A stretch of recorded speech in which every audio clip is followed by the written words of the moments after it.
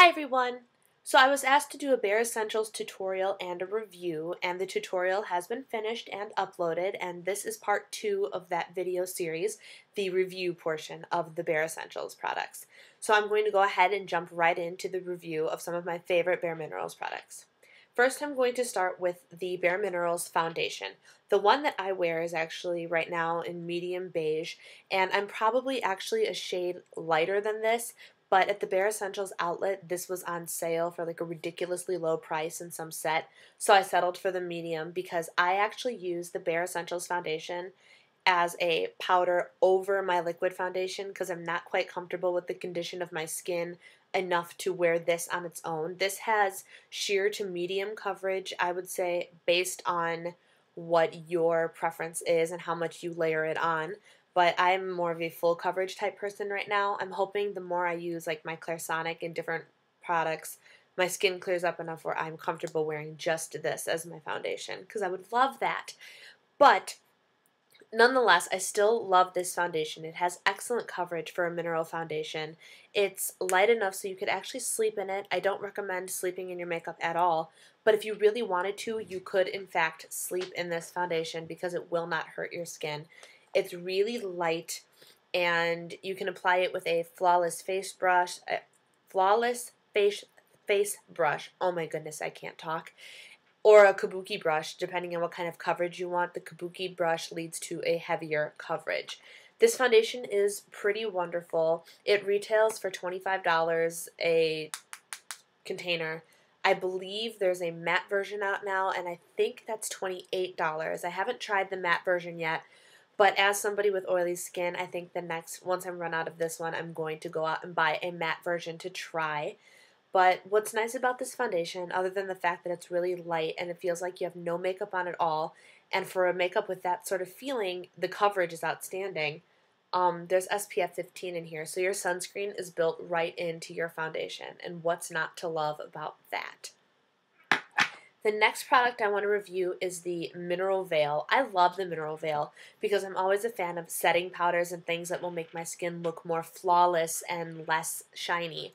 And the Mineral Veil does just that. It's a very, very, very fine powder, which I'm not sure you can tell or not. It's very fine and it's very light.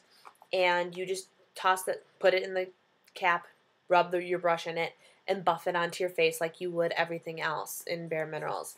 What's cool about this, and I mentioned this in my tutorial as well, is you could use their concealer brush, and just like the foundation, which I forgot to mention, you can dip this into your foundation brush and spot treat any areas that need a little bit extra coverage. The same goes for the Mineral Veil. You can put your brush in here, and I apply it a little bit heavier to the places where I get shiny, which is up here and right in here and down here. And it gives a little bit more pore refinement look, and it keeps your shine at bay, which is pretty wonderful. This is a great must-have product for any Bare Essentials person, or if you're just looking to get started with Bare Minerals, Bare Essentials, I keep switching the names. It's the same thing. Bare Essentials and Bare Minerals are the same company. This is definitely something you need to put in your Bare Minerals starter kit. The Mineral Veil is so important, and it's such a great product. Next, I want to talk about once I find it, my blush. I have so many different Bare Essentials blushes. I have a lot of the little ones that have come in various kits that I've purchased, but I've recently purchased 2 full-size ones as well because I love the Bare Essentials blushes that much. Again, they are buildable coverage as well, or I guess you wouldn't say coverage for a blush, but buildable potency, maybe? I guess. Anyway, you can take this, and it starts off as a nice sheer color, and it blends in really nice with your skin. I've even used this product when I've had drier skin patches, and it seems to work out quite nicely, especially if you prime your skin like you always should. If you keep your dry patch a little bit moisturized, the blush will glide right on over it. It's really nice. And if you try this on and you're like, oh, I want a little bit more color than this, go ahead and go over it again. You can have the buildable color, and so it can be as light or as potent as you want it to be. I own this these blushes in probably, wrecking my brain here, at least 5 colors, maybe 6 or 7.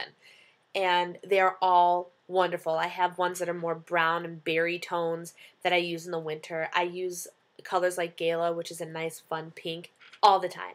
All the time. And these are just wonderful, wonderful products. Go ahead and pick yourself up a blush because you will not be disappointed. The eyeshadows, I have a bunch of those out because I just did my tutorial. The eyeshadows are wonderful as well. These also have buildable coverage, buildable potency. They start to go on pretty sheer. I don't know if you can see, but this has been on for a while. And even with eye primer, the color starts to lighten up a bit during the day, which is okay because I use more potent colors when I really need to make a bold statement. But what I like about the Bare Escentuals eyeshadows are actually that they are a little bit more on the sheer side, and thus they give a little bit more of a laid back subtlety to your coloring as opposed to like a MAC pigment that is really bam and out there and stays that way.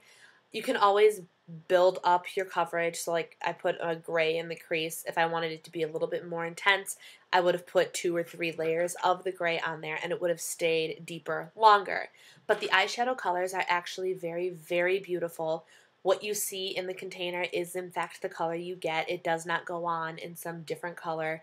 The potency of the color is what you see in the container, and you can even see it with the lid on. You can see it through the canister, and that's what I like. I have mine all lined up vertically so I can just kind of look at what color, because I know what color I pick up is the color that's going to end up going on my eyes as opposed to something a little bit lighter. So while the colors are sheer, they are true to what you see in the container, which is really, really awesome.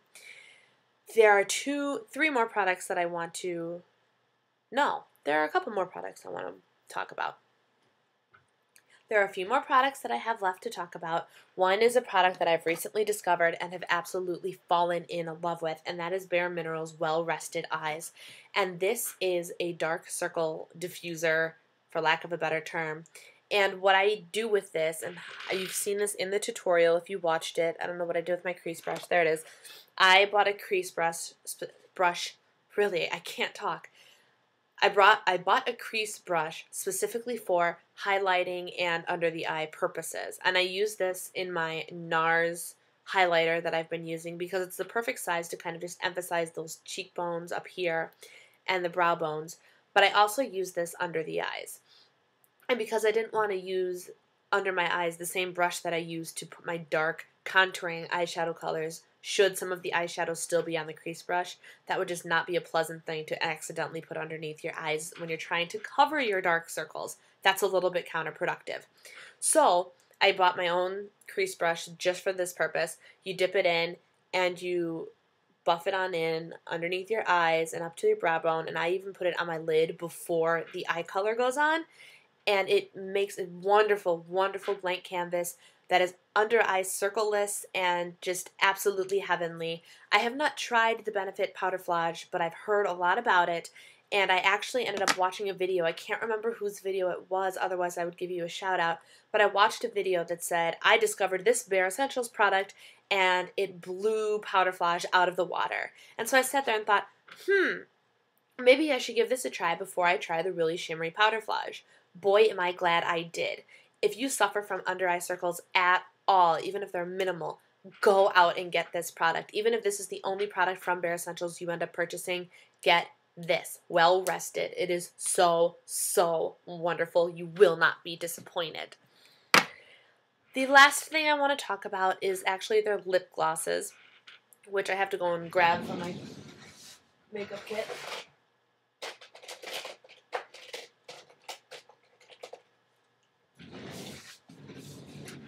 The last thing I want to talk about is their lip glosses. And they have a ton of lip products. You saw me use 3 of them in the tutorial. And I will link the tutorial that I did down in the box below. Lip liner, regular lip gloss, and lipstick. All wonderful products. The products I want to rave about are I think they're like their 100% natural lip glosses, and one of the reasons I want to rave about them, not only are they a great product, but I love the fact that they have a brush applicator instead of a sponge-on applicator. I don't know why. I've used sponge-on applicators since I can remember.